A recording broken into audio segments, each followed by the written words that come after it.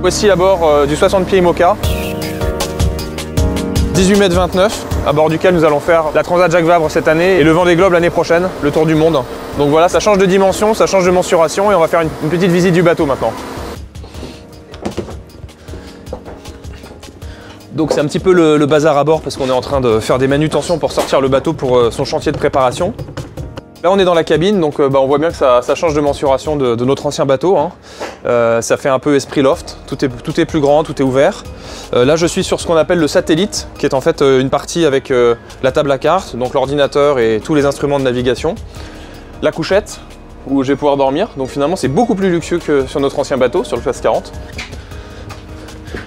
Donc là ça va être ma cuisine, la cuisine du bord, donc un espace de vie important, avec toujours le petit jet boil, la petite cartouche de gaz qui permet de faire chauffer l'eau pour faire préparer les plats lyophilisés.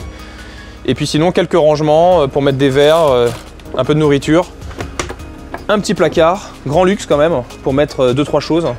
Donc là on sent quand même qu'on a fait un énorme saut qualitatif dans voilà, pour l'espace cuisine, ça va quand même tout changer du Classe 40. Je vais pouvoir me faire quand même des bons petits plats pendant mon tour du monde. Oups.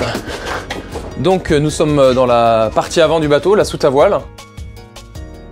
Il y a 9 voiles en tout sur le bateau, donc ça fait...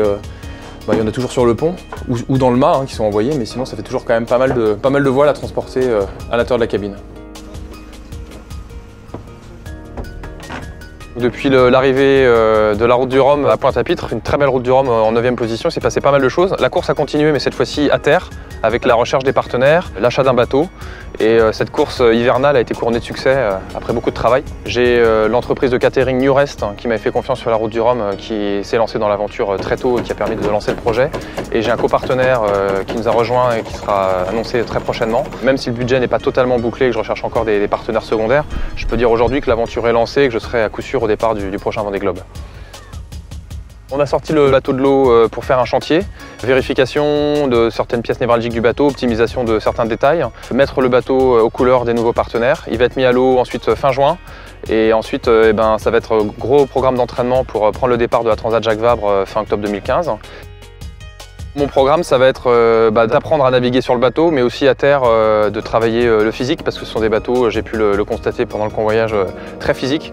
Aujourd'hui, je suis un homme heureux avec un beau bateau, des partenaires et une belle aventure qui commence.